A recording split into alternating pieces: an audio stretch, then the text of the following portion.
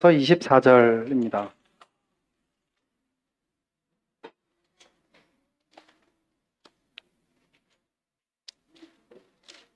로마서 11장 16절에서 24절 제가 봉독해 드리겠습니다. 제사하는 처음 익은 곡식 가루가 거룩한즉 떡덩이도 그러하고 뿌리가 거룩한즉 가지도 그러하니라.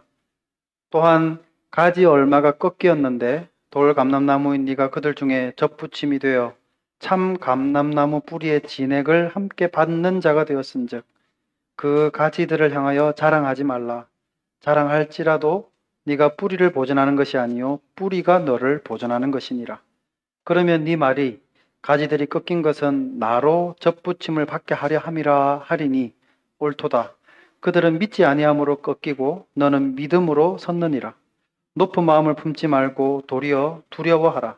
하나님이 원 가지들도 아끼지 아니하셨은즉 너도 아끼지 아니하시리라. 그러므로 하나님의 인자하심과 준엄하심을 보라. 넘어지는 자에게는 준엄하심이 있으니 너희가 만일 하나님의 인자하심에 머물러 있으면 그 인자가 너희에게 있으리라. 그렇지 않으면 너도 찍히는 바 되리라. 그들도 믿지 아니하는데 머무르지 아니하면 접붙임을 받으리니 이는 그들을 접붙이실 능력이 하나님께 있음이라. 네가 원 돌감나무에서 찍힘을 받고 본성을 거슬러 좋은 감람나무에 접붙임을 받았으니 원 가지인 이 사람들이야 얼마나 더 자기 감람나무에 접붙이심을 받으랴. 아멘. 네, 비전 찬양대에서 찬양 드리겠습니다.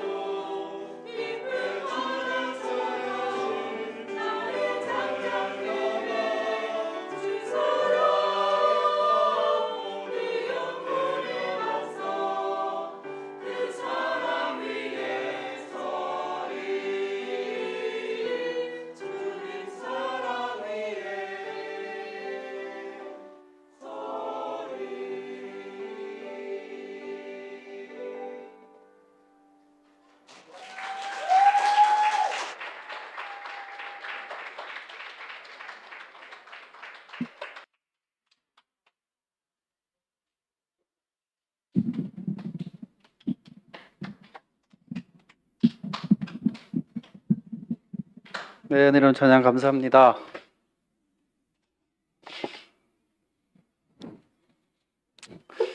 여담인데요. 학생들이 환호를 하니까 왜 연진이가 생각이 나죠? 네, 죄송합니다. 네, 이제 주일학교 학생들은 이동해 주시기 바랍니다.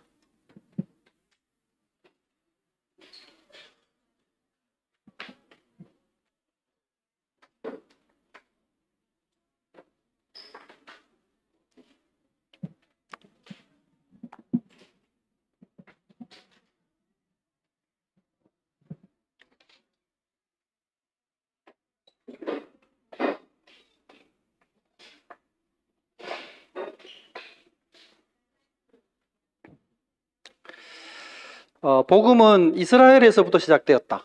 하지만 저들이 받아들이지 않음으로써 그 복음은 이방인에게로 전해졌고 이방인들의 믿음으로 복음을 받아들임으로 많은 이방인들이 주께로 돌아오게 되었다.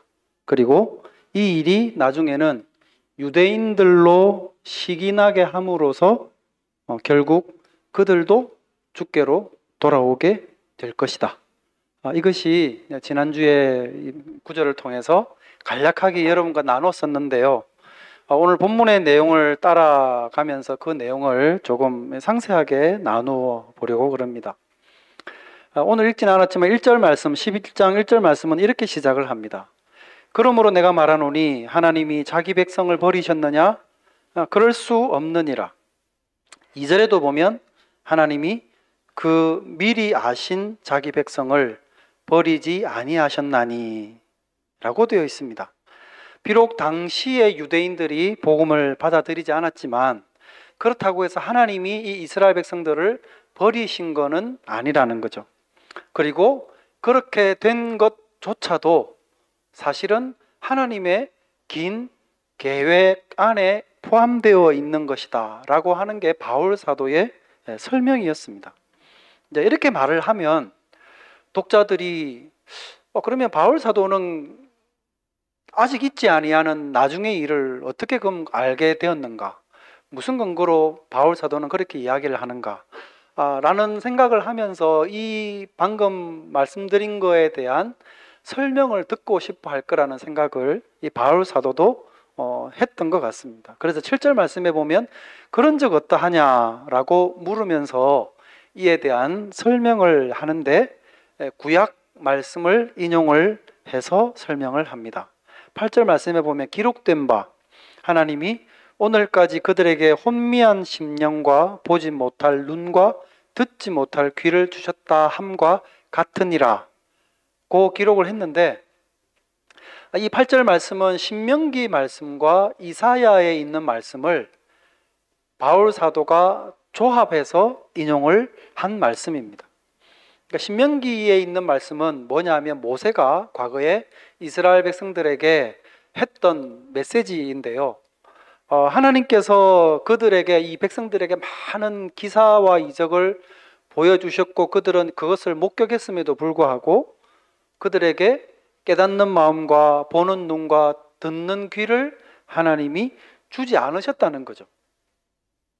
그리고 이사야 말씀에서도 보면 역시 이사야 선지자가 당시의 백성들에게 하나님께서 이 백성들에게 혼미한 마음을 주심으로써 영적인 민감함을 이 백성들이 상실하게 하셨다는 말씀을 이사야 선지자가 백성들에게 전했던 적이 있었습니다. 그러니까 이 말씀들 인용한 이사야 말씀과 신명기 말씀 둘 다를 가만히 보면 하나님의 말씀을 들으려 하지 않는 백성들 그리고 들어도 그것을 마음에 두지 않고 실천하려 하지 않는 이 백성들에 대한 선지자와 또 모세의 이 책망의 메시지였습니다. 그러니까 과거 구약 시대의 그때의 상황이 지금 바울 사도가 당시 유대인들을 바라보는 그 상황과 전혀 다르지 않다는 것이죠. 사도행전 말씀을 우리가 읽다 보면 바로 이러한 그 상황에 대해서 묘사해 주는 내용들이 더러더러 나옵니다. 바울과 바나바가 이 첫 번째 전도 여행을 떠났을 때입니다. 이 비시디아 안디옥이라는 곳에 갔었는데요. 이방의 도시잖아요. 그곳에 가가지고 제일 먼저 들어간 곳이 어디냐 그러면 이 유대인들이 모여 있는 회당이었습니다. 그러니까 이방 지역에 갔지만 제일 먼저 유대인 회당으로 먼저 가서 복음을 전했습니다.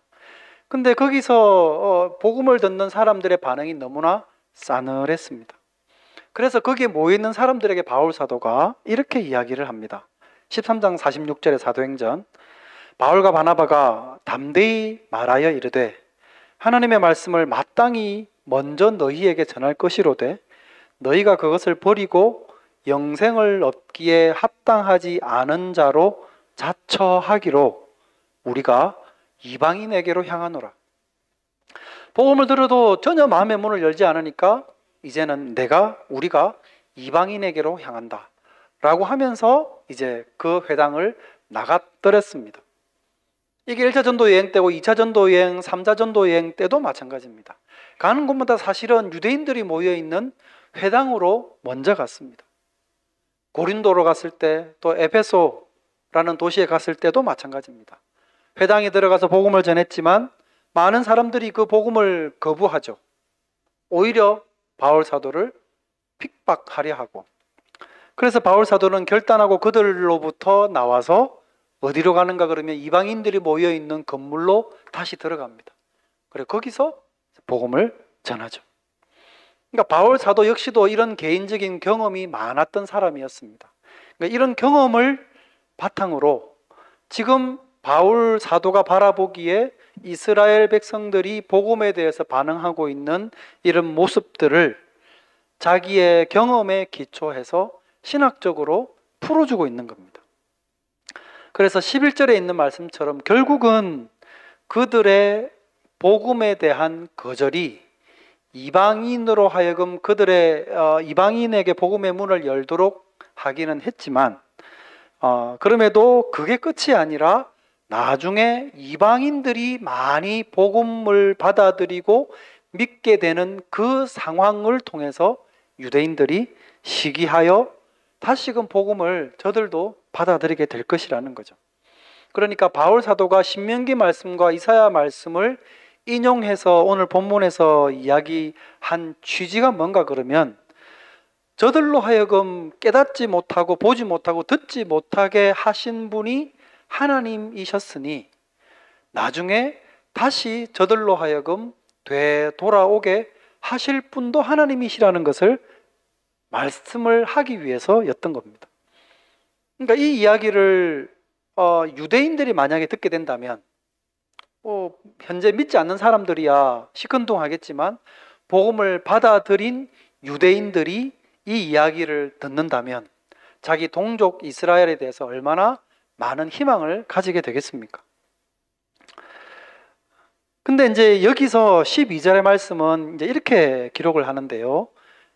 그들의 넘어짐이 세상의 풍성함이 되며 그들의 실패가 이방인의 풍성함이 되거든 하물며 그들의 충만함이리요. 여러분 이 말씀이 무슨 뜻일까를 감감히 한번 생각을 해보시기 바랍니다. 저들의 넘어짐이 세상의 풍성함이 되었다는 것은 우리가 이해할 것 같습니다. 앞에서 쭉 설명을 해드렸으니까요. 왜냐하면 저들의 넘어짐, 그러니까 저들이 복음을 받아들이지 않으므로 복음이 이방인에게로 돌려졌으니 저들의 넘어짐이 이방 그리고 세상의 풍성함이 된 것은 우리가 충분히 이해가 됩니다.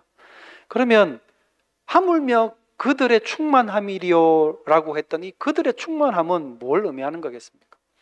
당연히 이스라엘의 충만함이랑 예수 그리스도의 복음을 나중에 받아들이는 것을 의미하는 것이 분명합니다. 그러면 나중에 이스라엘 백성들이 이 복음을 받아들이게 됨으로써 이방인들에게 찾아올 더 큰 풍성함이란 무엇을 말하는 것 같으십니까? 우리가 복음을 이제 믿으면서 약간 의아하게 생각하는 점들이 있습니다. 하나님께서 과거에 많은 민족들 가운데 특별히 이스라엘이라고 하는 이 히브리 민족을 특별히 선택을 하셨죠. 그러니까 하나님이 택하신 민족도 이스라엘이고 또 예수 그리스도께서 오시고 복음이 시작된 곳도 이스라엘입니다. 그러면 어떻게 그런 이 민족의 대부분의 사람들이 이렇게 시작되고 과거로부터 하나님의 택함을 받았던 이 민족들이 이 복음에 대해서는 왜 이렇게도 배척을 하고 있는가라는 겁니다. 여러분은 좀 궁금하지 않으십니까? 조금 더 현실적으로 말하면 이렇습니다. 복음이 시작된 곳인 저 이스라엘 백성들조차 믿지 않는 복음을 왜 이방인들은 이렇게 많이 믿는가? 라는 생각 혹시 여러분 안 해보셨습니까? 저는 그런 생각이 한 번씩 궁금하더라고요. 그래도 복음이 저기서 왔는데 왜 저 사람들은 저렇게도 복음을 안 믿을까? 근데 만약에 정말 미래 어떤 역사적인 시점이 되어서 이스라엘 백성들이 이 복음을 믿게 되는 날이 오게 된다면 어떨 것 같으십니까? 아마도 분명한 것은 이 성경 말씀이 기록된 이것이 실제로 성취되는 것을 바라보면서 많은 그리스도인들은 그걸로 인해서 큰 확신을 갖게 될 것입니다. 그러니까 성경에서 저들의 우둔함이 결국은 나중에는 다시 돌이킴으로 바뀔 것이라는, 그러니까 그 우둔함이 일정 기간 동안이라고 했던 이 성경 말씀이 정말 맞구나 라는 생각들을 하게 되면서 놀라게 되겠죠. 그리고 저들의 시기함으로 인해서 다시 백성들이 복음으로 돌아오게 된다면 그 모든 이스라엘 백성들이 점차 복음 안으로 들어오는 그 광경들을 보면서 그리스도인들은 놀라워할 것입니다. 그리고 또 하나는 복음으로 돌아오는 이스라엘 백성들의 모습을 보는 것만으로도 그리스도인들은 큰 자극과 또 이 신앙적인 동기를 더 얻게 될 것입니다. 왜냐하면 너무나도 오랫동안 거부해 오던 것을 무슨 영문인지 저 이스라엘 백성들이 어떤 시점이 되어서 대거 그리스도께로 돌아오는 것을 그리스도인들이 바라본다면 얼마나 놀라울까 하는 생각을 하게 되어집니다. 그러니까 그런 차원에서 보면 이스라엘의 충만함은 이방인들에게 훨씬 더 큰 풍성함이 된다는 것이 어느 정도 이해가 되어집니다. 그들의 넘어짐도 우리에게 복음이 오게 된 계기가 되었으니 우리에게 큰 복이었고, 그들이 그들이 복음으로 돌아오는 것 역시도 사실은 다른 그리스도인들, 이방인 그리스도인들에게 이러한 풍성함을 보여주는 내용이 될 것이다 라는 것을 우리가 알게 된다는 거죠. 그러면 여기서 여러분 한번 이런 생각을 한번 해보시기 바랍니다. 만약에 이방인 그리스도인들이 오늘 본문에서 바울 사도로부터 이런 메시지를 듣지 않았다고 한다면 유대인들을 향해서, 당시 유대인들을 향해서 어떤 생각을 품게 될까요? 그러니까 바울 사도가 장차 유대인들이 행하게 될 이 일에 대해서 듣지 않고 복음을 믿지 않는 당시 유대인들을 쳐다본다면 이방인 그리스도인들은 어떻게, 무엇을 생각할 것 같으십니까? 아마도 이런 것 아닐까요? 저 이스라엘 백성들, 저 유대인들은 결국 자기들의 이 과거의 영광에 사로잡혀서 주님으로부터 오는 이 복음의 내용을 전혀 보려고 하지 않는구나. 저들의 교만이 결국 저들로 하여금 복음의 마음의 문을 닫게 만든 것이야. 과거에 집착하는 저들의 오만함이 무너지지 않는 한 저들은 결코 그리스도의 복음에 눈을 뜨지 못할 거야 라는 방식으로 유대인들을 좀 정죄하거나 아니면 저들을 좀 비난하는 그런 마음을 갖지 않을까요? 그리고 저들을 가리켜서 과거에 집착하다가 결국은 패망에 이르게 된 사람들이라고 하는, 마치 그런 사람, 이 이스라엘 백성들을 두고 그런 상황의 본보기가 되는 좋은 예로 사람들은 입에 많이 올리게 될 것입니다. 저 사람들 봐라, 과거의 영광이 있으면 뭐해?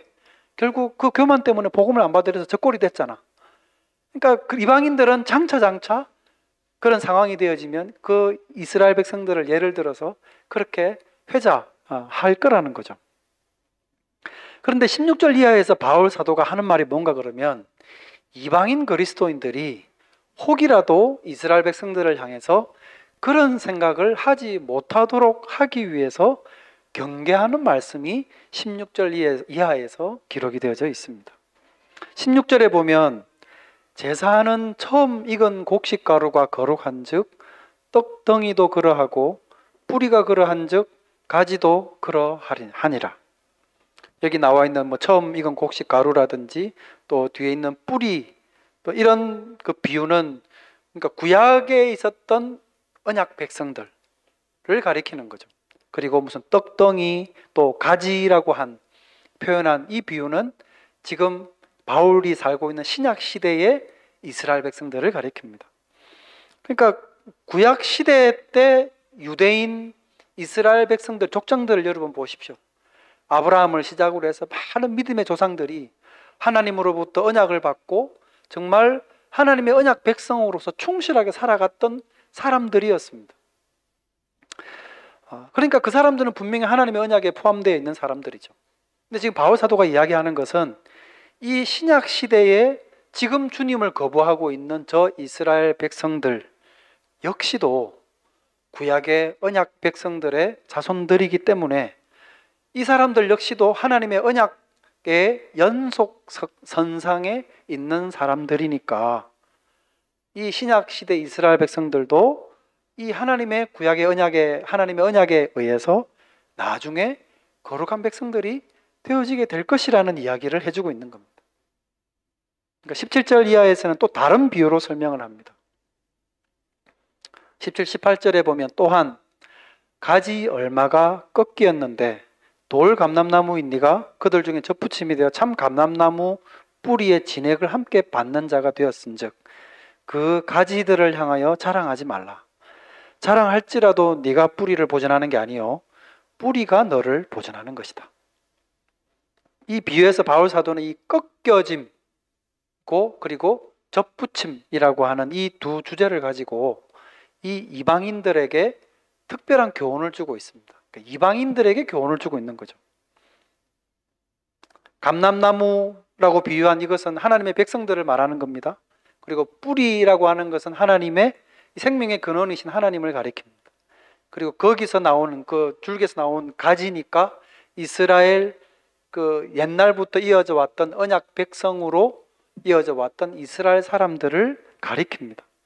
그러니까 돌 감람나무인 네가 그들 중에 접붙임이 되었다는 말은 당연히 여러분이 짐작하시듯이 이방인이었던 여러분들이 이스라엘 백성들처럼 하나님의 언약 백성이 되었다는 것을, 믿음으로 언약 백성이 되었다는 것을 말한다는 것은 우리가 이해하기 쉽습니다.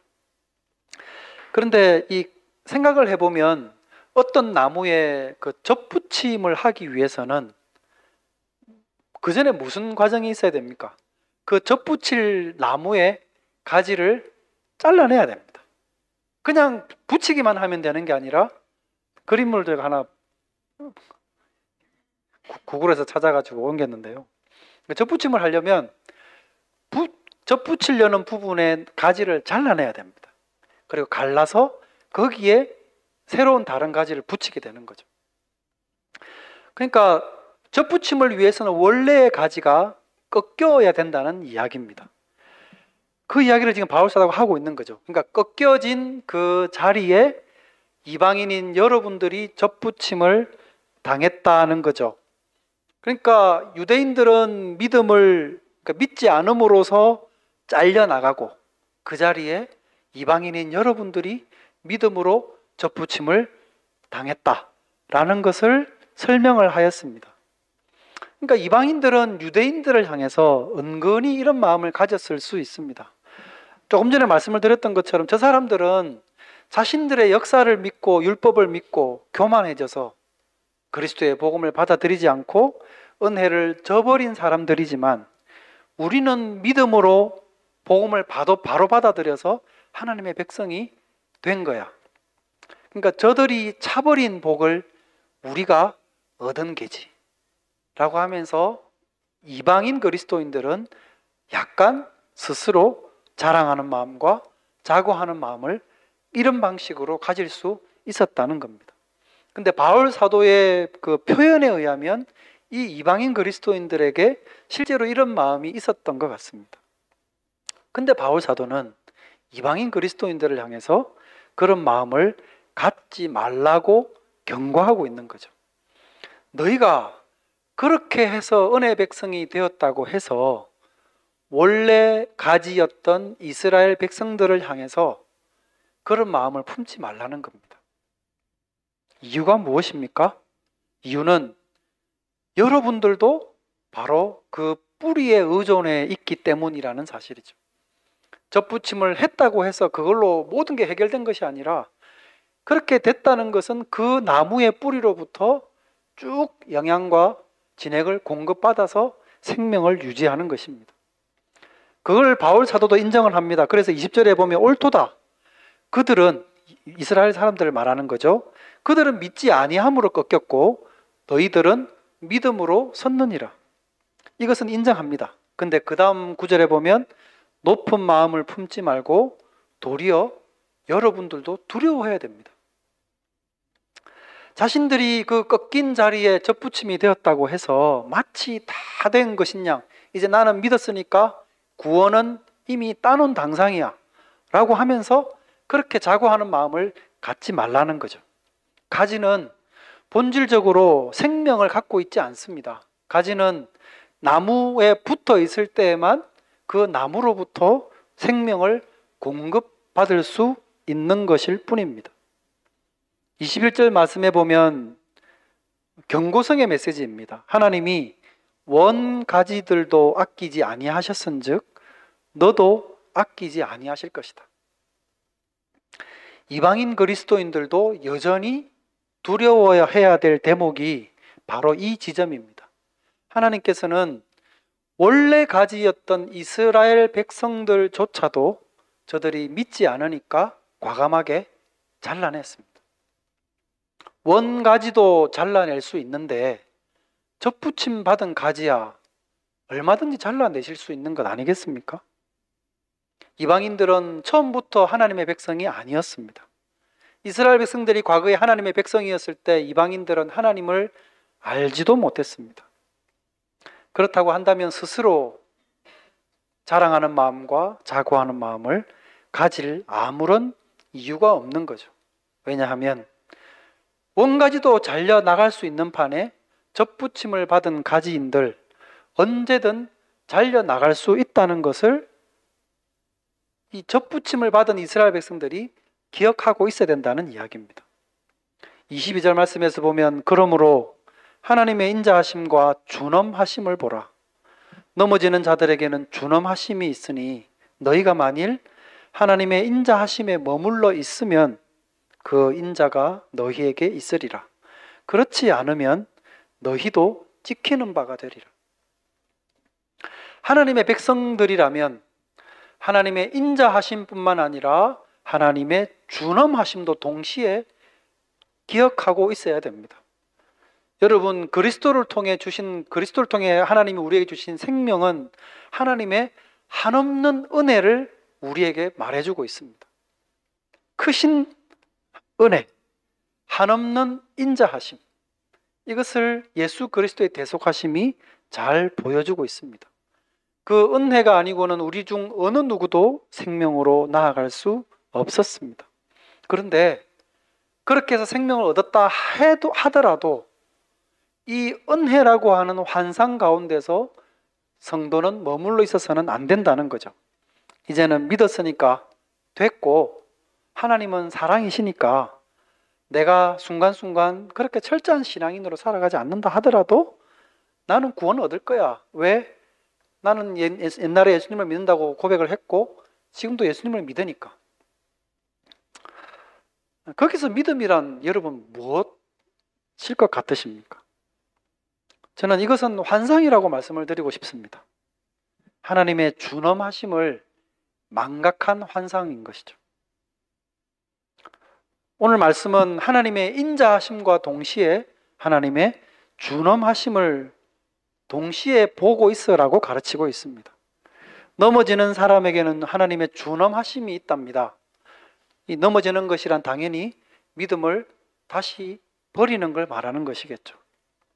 사람들은 쉽게 얻은 것은 쉽게 버리기도 하고 쉽게 그 감사를 잃어버리기도 합니다.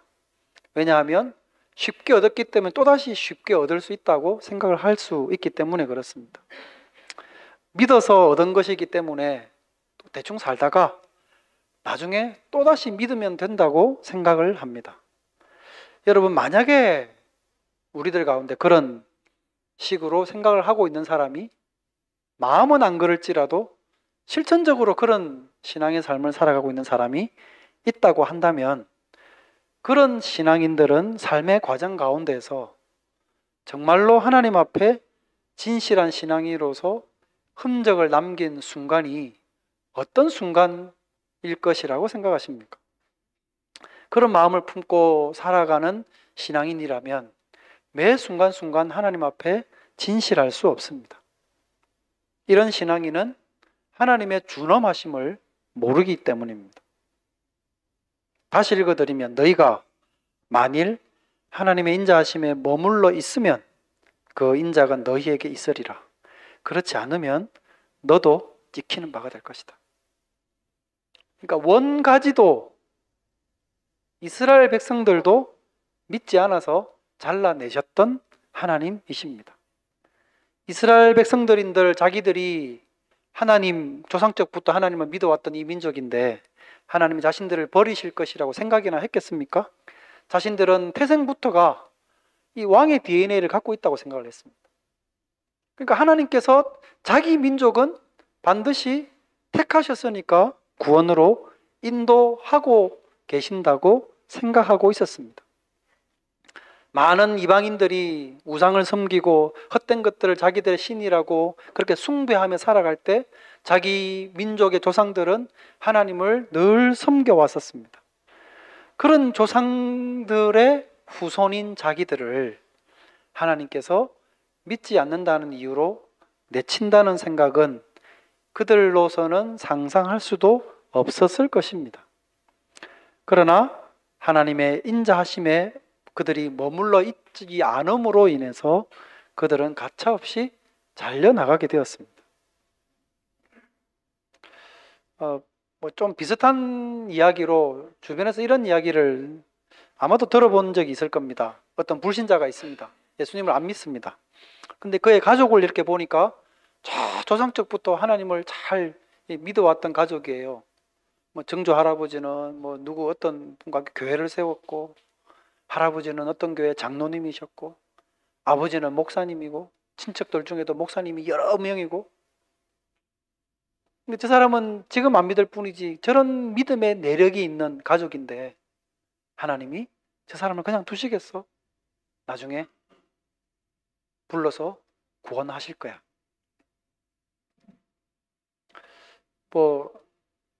바램과 소망은 우리가 충분히 이해를 하지만 그런 믿음의 뿌리가 그 사람을 구원해 주는 것이 아니라는 겁니다. 그가 마음으로 주를 믿고 하나님의 인자하심에 그가 몸소 거하고자 하지 않는 한 그 어떤 사람도 하나님의 구원을 쟁취했다고 자신할 수 없습니다. 바울 사도는 지금 이방인들에게 이것을 경고하고 있습니다. 여러분들도 하나님의 인자하심에 지속적으로 머물러 있지 않으면 여러분들이라 하더라도 찍히게 될 것입니다. 왜? 원가지도 하나님이 믿지 않는다는 이유로 잘라내셨는데. 그리고 바울 사도는 다음 구절의 말씀으로 끝을 맺습니다. 그들도 23절에 보면 그들도 믿지 아니하는데 머무르지 아니하면 접붙임을 받으리니 이는 그들을 접붙이실 능력이 하나님께 있습니다. 여기서 그들이란 이스라엘 백성들을 가리키죠. 그들도 베베꼬 안 왔는데 믿지 아니하는데 머무르지 아니하면 이중부정이죠. 그러니까 그들도 믿음 가운데 들어오면, 그러니까 이스라엘 백성들도 다시 나중에 믿음 가운데로 돌아오게 되면 그들도 과거에는 잘려 나갔었지만 다시 접붙임을 얻게 될 것이라는 거죠. 24절에 보면 네가 원 돌감나무에서 지킴을 받고 본성을 거슬러 좋은 감람나무에 접붙임을 받았으니 원가지인 이 사람들이야 얼마나 더 자기 감람나무에 접붙이심을 받겠느냐? 원래 이 나무 가지가 아닌 여러분들도 믿음으로 이 나무에 접붙임을 받아서 은혜의 백성이 되었는데, 원래 나무의 가지였다가 잘려 나갔던 이 백성들이 믿음으로 믿기만 하면 원래 가지였는데 다시 접붙임을 받는 거야. 여러분들보다, 그러니까 이방인들, 여러분들보다 더 쉽지 않겠느냐는 거죠. 그러니 이방인들, 그리스도를 믿고 있는 이방인들은 이스라엘 백성들을 향해서 혹 그런 자고하는 마음이나 약간 정죄하는 마음이나 그런 비난하는 마음을 가져서는 안 되고, 여러분들이 매 순간순간 하나님의 인자하심에 거할 수 있도록 근신하면서 믿음 생활을 지속하라는 것을 오늘 본문 말씀에서 권면해 주고 있는 것입니다. 말씀을 맺겠습니다. 오늘 본문에서 교훈은 두 가지입니다. 하나는 참 감람나무인 원가지도 꺾였기 때문에 접붙임을 받은 돌 감람나무 역시도 언제든지 꺾일 수 있다는 것을 기억하라는 거죠. 그리고 또 하나는 돌 감람나무 가지가 접붙임을 받을 수 있었기 때문에 원래 참 감람나무의 가지도 얼마든지 다시 접붙임을 받을 수 있다. 유대인들에 대해서 정죄하지 마라. 중요한 것은 지금 하나님의 인자하심에 지속적으로 접붙임을 받은 상태로 거하는 것이다. 그러니까 바울 사도는 오늘 본문 말씀을 통해서 이 이방인 그리스도인들을 향해서 여러분들은 절대로 교만하지 말고 겸손한 마음으로 늘 주님의 인자하심 가운데 머물러 있으십시오. 믿음에서 떠나지 마십시오. 난 이제 믿었으니까 다 됐어 라고 하면서 믿음의 삶을 함부로 쉽게 생각하면서 믿어서 됐기 때문에 또다시 믿으면 되지 함으로써 하나님을 만으로 여기며 신앙생활을 하지 마십시오. 끝까지 믿음을 지켜가고 그 믿음 가운데 거하십시오. 그럴 때에만 여러분이 하나님께 접붙임을 받은 자로서 구원의 백성이 될 것입니다 라는 것을 가르쳐 주는 겁니다. 그러므로 이런 신앙생활을 지속할 수 있도록 권면받은 이방인 그리스도인들처럼 우리도 똑같은 처지 아니겠습니까? 이방인이었던 우리들이 그리스도를 믿어 하나님의 백성이 되었으므로 지속적으로 이 믿음 가운데 온전히 거하는 그런 성도님들이 되시기를 주님의 이름으로 축원드립니다. 기도하겠습니다. 걸어가신 하나님 은혜를 감사합니다. 믿지 않는 유대인들을 향해서 혹 정죄하는 마음이나 자고하는 마음을 가졌을지 모르는 이방인들을 향해 바울 사도는 권면하고, 중요한 것은 정죄하는 마음이나 비난하는 마음이 아니라 은혜를 은혜로 알고 온전히 하나님의 인자하심 가운데 지속적으로 거하는 것임을 다시금 일깨워주고 가르쳤습니다. 이 말씀을 읽는 우리들 역시 믿음 안에 들어오게 된 것이 하나님의 전적인 은혜 때문이요, 앞으로도 이 믿음 가운데 온전히 거하고자 할 때 우리는 접붙임을 받은 자로 하나님의 생명을 누리는 백성이 되게 됨을 기억하고 신앙의 삶을 살아갈 수 있도록 은혜 베풀어 주시옵소서. 걸어가신 예수님의 이름으로 기도드립니다. 아멘.